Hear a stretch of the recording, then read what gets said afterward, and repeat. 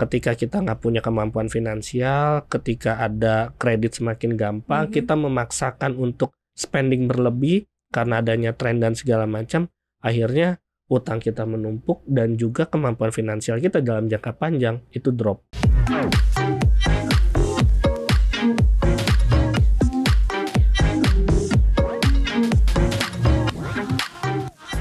Hai, Cuap Cuan, balik lagi kali ini bersama saya Safira Wardoyo. Dan saya udah gak sendiri lagi, tapi sekarang udah Mas Robertus Andrianto Serin. Halo. Gila, gue hafal banget nama lo ya. Mas, Ya. Sadar gak sih lo kalau misalkan kita tuh kayak banyak banget fenomena-fenomena baru yang muncul gitu Ya. Karena memang dampak dari kayak berita-berita dari eksternal, terus berita dalam negeri yang memang secara gak sadar tuh bikin kita tuh kayak ketakutan gitu ya, insecure, walaupun nggak kelihatan ketakutan, tapi ternyata tuh ada psikis kita yang berubah gitu, stres, salah satunya stres. Dan kalau misalkan emang baca-baca, bahkan itu fenomena kejadian tuh karena kejadian politik. Betul. Ya kan, bisa sampai separah itu ya. Contohnya di Amerika. Langsung aja nih Mas, kita fenomena apa nih buat bahas sekarang ya Sobat Cuan. Kali ini kita mau bahas soal doom spending. Itu fenomenanya tuh. Nih sebenarnya kita pengen tahu ya. Jadi ada doom spending, doom shopping sama ya. Dan itu sebenarnya kita pengen tahu lebih jelas ya. Karena kan banyak pemikiran-pemikiran dari para ahli gitu ya. Doom spending, doom stress ini karena apa. Dan sebenarnya ini siapa aja yang terkena gitu. Gen Z and millennial gitu. Yang emang harus hati-hati. Cuman Mas yang pengen gue tanyain yang dari pengetahuan lo gitu ya. Terkait adanya fenomena doom spending ini. Ini awalnya dari gimana nih? Dari mulai mana? Atau ada permasalahan spesifik gak sih? Memang istilahnya itu baru fenomenal tuh beberapa tahun ini ya, dua tahun ke belakang. Tapi sebenarnya udah mulai ada sinyal tuh dari zaman COVID mulai pemulihan. Ketika waktu itu, jadi awal-awal COVID itu udah mulai membaik karena ada vaksin dan mulai ada ketentuan bahwa pendapatan atau gaji seseorang itu mulai meningkat perlahan. Itu mulai ada leisure cost itu sudah mulai lebih tinggi orang spending untuk leisure cost dibandingkan dengan mungkin kebutuhan primernya. Nah itu kan sebenarnya menjadi gejala awal untuk doom spending. Karena doom spending sendiri ternyata itu lebih karena psikis dari seseorang. Jadi orang stres butuh pelarian, akhirnya dia belanja. Entah itu untuk leisure, entah itu untuk barang, entah itu untuk makanan atau apapun yang bisa menghilangkan stresnya dia. Masalahnya adalah ketika belanja ini impulsif dan tidak dibarengi dengan kekuatan ekonominya atau finansialnya. Jadi akhirnya terlalu impulsif, lebih ke utangnya menumpuk. Nah itu yang sebenarnya nggak sehat tuh. Tapi kalau misalnya kita spending dan diikuti dengan kemampuan finansial kita, sebenarnya nggak masalah. Beda, nggak ada tuh yang namanya doom spending. Lebih ke efeknya dari doom spendingnya itu mungkin akan berbeda. Kalau doom spending ini kan lebih karena psikis yang diserang, jadi butuh pelarian. Dia konsumtif tapi lebih impulsif dari biasanya. Jadi dia beli barang-barang, akhirnya barang itu ternyata bukan merupakan kebutuhannya dia. Jadi mungkin dia lebih karena tren, mungkin lebih karena dia circle-nya, atau mungkin lebih karena ngeliat bagus, ya udah beli aja gitu. Karena ini menutupi stresnya dia atau depresi. Sementara. Padahal sementara. Besoknya lagi muncul lagi. Betul, karena kalau sekarang kan tren itu gampang berubah ya. Karena itu juga karena pengaruh dari media sosial atau teknologi dunia digital yang terus berkembang, terutama untuk shopping. Nah, tapi bahayanya adalah ketika itu kemudian tidak diikuti oleh kemampuan finansial. Artinya pendapatan kita nggak seimbang, nggak mendukung untuk melakukan.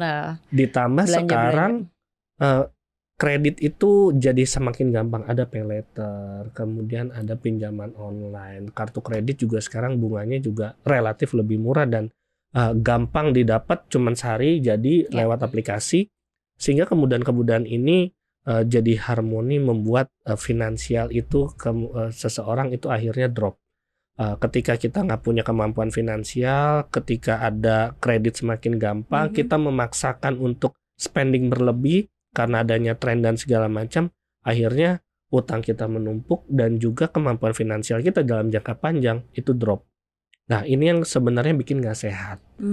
Tapi kalau misalnya kita punya kemampuan finansial yang bagus nih, terus kita mau spending ya untuk menghilangkan stres, sebenarnya itu malah wajar dong. Ya nggak masalah, kita kerja dari Senin mungkin sampai Jumat, lembur dan segala macam, di akhir bulan kita mau cuti dan akhirnya kita liburan, merefresh diri kita, itu sebenarnya bagus. Ya itu tadi sih sebenarnya lebih ke perbandingannya dengan kemampuan finansial. Gila, berarti itu kayak bencana finansial ya. Itu ngeri banget ya. Bencana tuh gak cuma bencana alam, bencana finansial juga ada, Sobat Cuan ya. Dan itu ngeri banget. Nah, gimana kita bedainnya sama self reward?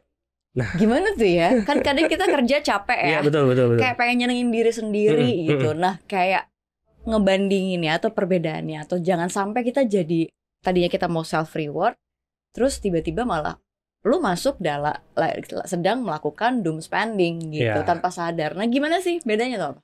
Sebenarnya bedanya tipis ya, karena sama-sama tujuannya adalah menghilangkan rasa stres itu tadi. Cuman bedanya adalah kalau self reward itu biasanya kita sudah memplanning itu. Misalnya kita self reward untuk jalan-jalan, antar liburan ke Eropa atau ke luar negeri, kita biasanya sudah memplanning hal itu dengan achievement tertentu. Dengan achievement tertentu gue pengen kesini gitu, atau gue pengen beli barang ini. Ketika sudah achieve hal tersebut, ada prestasinya, baru kita kemudian membeli apa yang kita inginkan. Bedanya dengan doom spending adalah nggak ada achievement, tidak ada rencana. Ya karena mungkin dari sekedar scroll medsos, TikTok, terus ngeliat keranjang tuh udah ada banyak banget ya. Diskon nih, wah kayaknya lagi tren, udah asal beli aja gitu. Kemudian beli, ternyata barang itu tidak dibutuhkan. Ternyata barang itu kemudian tidak dipakai. Kayak penyakit gitu ya. Iya, sebenarnya kalau zaman dulu kan udah terkenal ya impulsif. Ya apa namanya, kita terlalu impulsif. Tapi ini yang kemudian yaitu tadi sebenarnya ada satu sisi memang bahaya untuk finansial kita, karena kita jatuhnya terlalu kemudian adiktif. Belanja itu menjadi adiktif. Padahal bisa jadi sebenarnya uang itu kalau kita alihkan untuk hal-hal lain yang sifatnya lebih ideal untuk kemampuan finansial, itu jauh lebih bermanfaat dalam jangka panjang. Tapi tren YOLO untuk FOMO. Nah, ini fear of missing out nih salah satunya ya. Dan berpikiran untuk ya udahlah kita nikmatin aja hidup sekarang, yang sekarang, yang besok, yang 10 tahun lagi ya udah itu nanti. Nah, ini juga menjadi salah satu pengaruh juga sebenarnya doom spending. Jadi impulsifnya di situ. Nah, faktanya memang lebih, menurut survei di Amerika itu lebih banyak terjadi di Gen Z dan milenial. Ya itu karena memang di kondisi sekarang Gen Z dan milenial. Apakah serentan itu? Nah, mungkin gue milenial. Iya sama sih. Kenapa kita? Coba kira-kira dipikirin lo termasuk kesana juga gak? Dulu pas gue kuliah iya. Pas gue kuliah iya. Tua banget sih lo. Dulu pas kuliah lo. Iya sih lumayan ya. Udah kuliah udah berapa tahun yang lalu ya. Tapi pernah sih ada di kondisi itu. Jadi waktu itu lagi tren DSLR. Gue belilah tuh. Tapi ternyata gue kuliah ekonomi, akuntansi, gue nggak perlu DSLR. Sebenarnya gue lebih butuh kalkulator finance sebenarnya waktu itu. Tapi gue vaksin beli DSLR karena teman-teman gue punya, dan waktu itu gue kuliah di Jogja kan kayak Jogja. Iya. Pikiran gue dari Jakarta ke Jogja adalah liburan setiap hari. Tapi ketika di Jogja jujur aja gue ngeliat Malioboro ya cuma kayak pasar.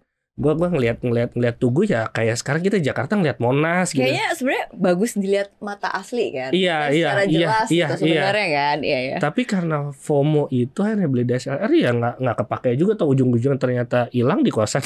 Atau emang jangan-jangan zaman lu tuh DSLR udah yang wah banget ya, barang yang wah banget. Waktu itu lagi ngetren. Okay. DSLR tuh lagi ngetren. Belum mirrorless, dan sebenarnya gue pas mirrorless juga gue akhirnya beli juga, dan waktu itu ternyata belum kepake juga. Gue nggak sepassion itu untuk fotografi ternyata. Ya karena tren di medsos, pengaruh waktu itu mulai muncul, ada Instagram, Snapchat, terus dan segala macam. Ternyata sebenarnya nggak perlu lah gue beli kamera, orang di HP juga sekarang kameranya lebih bagus. Gitu. Nah itu yang waktu itu gue terjebak doom spendingnya di situ. Mungkin ya. Tapi dulu kan belum ada istilah itu ya. Zaman belum tahu itu. Jadi cuman karena ngetren udah beli itu. Nah kalau sekarang mungkin karena ada istilah itu, kita jadi lebih bisa mengkategorikan.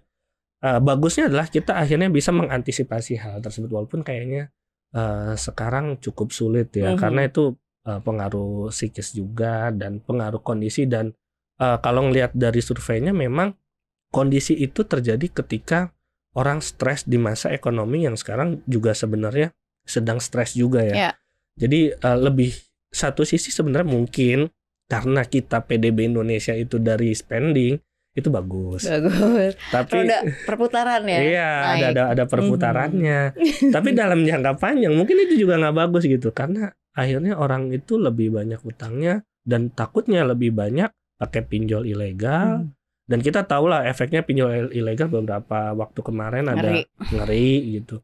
Nah itu yang sebenarnya lebih dikhawatirkan. Tapi kalau misalnya itu balik lagi ya, kemampuan finansial sih harus mendukung ya. Iya, nomor satu itu. Tapi pada saat lu kuliah beli DSLR, posisi belum kerja kan, bro? Belum kan? Itu artinya pakai duit tabungan. Pakai sebenarnya kalau dulu duit orang tua ya. Gue tuh udah dibekalin kredit card sebenarnya. Harusnya itu buat kebutuhan pendidikan. Tapi akhirnya gue pakai itu. Ya gue sih nggak bilang ya. Cuma kan orang tua bisa ngecek ya, bisa nge-track karena tagihan ke rumah tuh. Iya benar. Tapi ya itu sih salahnya adalah waktu itu ternyata barang ini nggak kepake untuk ukuran kuliah, ya cukup wow ya harganya ya. Barang ini nggak kepake dan akhirnya cuman ada di lemari di kosan gue doang sampai akhirnya itu hilang gitu, diambil orang. Itu ya kayak ya udahlah gimana, sempat ada nyesel. Karena lagi ngetren tapi yang ngambil dia nggak ada duit. Iya benar. Iya waduh. Itu tapi lu keren ya. Lu bisa ada pemikiran, lu sadar pada saat itu, oh sebenarnya gue nggak butuh banget gitu. Itu 2 tahun setelah. 2 tahun setelahnya. Nah, gue pengen tahu nih, ada nggak sih formulasi begitu ya, menurut sepengetahuan Robertus Andrianus Serin gitu. Jadi orang-orang yang udah terkena atau masuk dalam kategori doom spending ini, gimana caranya lu buat sadar? Formulasi ini gue temuin setelah gue nikah sebenarnya. Kita tuh butuh partner untuk discuss, karena gue yang alamin adalah ketika nikah kemauan untuk beli furniture di rumah itu kan banyak banget. Gue pengen oven, gue pengen kompor, banyak ya. Pengen kompor ini, pengen kayak gini. Sofanya harus yang seperti ini, harus ada macam-macam lah. Tapi karena ada teman discuss, kita bisa tahu kita butuhnya apa. Bener gak sih kita pemikiran, misalnya kita butuh barang A itu benar-benar dibutuhin nggak? Karena akhirnya karena ada teman discuss kita bisa forecast nih ke depan. Seberapa sering kita pakai alat ini, seberapa pentingkah dan seberapa intens kita akan memakai alat ini. Apakah ada alternatif lain? Oh ternyata ada. Nah teman discuss ini yang kemudian kasih POV baru ke kita nih terhadap nilai suatu barang. Kita bicara nilai, kita bandingkan dengan barang tersebut dan kita intensitas untuk dipakai. Dan juga harga dan kemampuannya. Akhirnya karena ada POV lain, ya itu bisa sedikit direm, bisa direm lah. Kita akhirnya bisa milah, oh ini yang dibutuhkan sekarang, barang ini dibutuhkan, tapi mungkin beberapa tahun ke depan ketika ada kondisi A, B, C, D, E. Nah, diskusi ini dan juga kesimpulan-kesimpulan tersebut akhirnya membuat pembelian secara impulsif itu jauh berkurang. Ya baik itu untuk kebutuhan liburan atau kebutuhan peralatan atau barang dan lainnya itu jauh lebih terkontrol karena ada teman diskusi. Mungkin kalau misalnya pun lo belum nikah pun sebenarnya bisa. Kalau misalnya lo diskusi sama pacar, diskusi sama teman, sama circle lo, itu mungkin akan lebih kasih POV yang baru ya. Apakah ini penting, apakah itu nggak penting, atau misalnya paling tidaknya bisa diskusi sama orang tua. Itu bisa memberikan gambaran ya, walaupun mungkin kalau ke orang tua beda generasi pasti beda pandangan ya. Cuman setidaknya kita perlu masukan itu, karena ini psikis kita pikir sendiri itu perlu. Mungkin awal mula doom spending adalah berpikir kalau barang itu berguna. Padahal belum tentu berguna di saat sekarang. Kita bisa alihkan dengan barang yang lain. Karena pikiran itu terjebak di diri sendiri, nggak kemudian ada POV lain. Akhirnya ya udahlah, nggak ada perlawanan, nggak ada pandangan lain. Ya udah kita beli aja, gitu. Akhirnya harusnya kita evaluasi itu terjadi setelah barang itu dibelikan. Harusnya evaluasi ketika uangnya baru mau keluar, bukan ketika barang itu udah ada di rumah. Mungkin yang gue temuin formulasinya seperti itu. Jadi makanya lu cari bantuan kali ya. Tapi mungkin kayak rata-rata kayak kalau misalkan kita udah cari bantuan, berarti kita sudah masuk ke sana dan terjebak begitu. Dan kita memang diharuskan cari pertolongan. Cuman kayaknya kalau misalkan kita lihat, nggak usah deh jauh-jauh ya, yang kejebak pinjol, kan baru rame kalau dia udah kejebak atau nggak mungkin makin parah pembayarannya apa segala macam, terbukti pemerintah udah turun tangan juga ya bantu-bantu yang kejebak gitu. Walaupun banyak pro dan kontra gitu kan, maksudnya kan kalau misalkan semua dibantu ya jadi takutnya ada willing to buat ada tanggung jawab tuh, jadi kayak ya udah ntar kan dibantuin pemerintah. Nah itu takut juga tuh kayak kebentuk pikiran itu kan. Jadi emang dari kitanya sih ya, dari kitanya masing-masing ya. Dan emang harus ada inklusi keuangan finansial emang udah dibentuk dari sejak dini gitu. Makanya dengerin cuap-cuap cuan. Dengerin cuap-cuap cuan ya. Sebenarnya ini pembahasannya rame banget ya. Rame banget. Dan seru banget ya. Cuman memang kita tuh seringnya keterbatasan waktu. Padahal kita semangat banget ya bahas ini ya. Betul, masih panjang banget. Masih panjang banget. Cuma memang kita ada pembahasan-pembahasan yang gak kalah serunya. Tapi Sobat Cuan sebenarnya juga bisa request banget ya. Bisa request di Instagram @cnbcindonesia atau enggak di Cuap Cuannya langsung gitu. Jadi kayak pengen tahu, Kak Sof mau apa nih? Bahas ini dong, bahas itu, banyak banget kan. Kalau fenomena-fenomena baru tuh muncul di Indonesia. Dan menarik untuk dibahas. Bener, tentunya menarik untuk dibahas. Bisa, kalau Anda beruntung nih ya Sobat Cuan, bisa lagi bahasnya bareng Mas Robertus atau sama saya ya. Atau kita berdua ya. Pokoknya ada keluhan tentang finansial bisa langsung komen-komen lah ke YouTube, ke Instagram. Kita banyak kok di media sosial. Karena sebenarnya kalau makin kita banyak tahu ada masalah-masalah di luaran sana begitu ya, dan jadi itu juga semangat ya kasih kayak edukasi buat Sobat Cuan dan lain-lain. Jadi supaya nggak terjerumus gitu kan ya. Betul. Gitu. Lebih baik dengerin POV orang lain juga. Diperbanyak lagi ke. Jadi ngumpul positif ya. Iya dong. Ngumpul positif, ngumpul pinter. Ngumpul pinter kayak gitu. Ya udah gitu aja kali ya. Gitu aja ya. Untuk selengkapnya mungkin ada yang tanya-tanyanya untuk soal ini ya. Bisa tanya-tanya di Instagram langsung. Cuap-cuap cuan. Ya udah kalau gitu kita pamit deh. Dah. Oke, dah. Bye.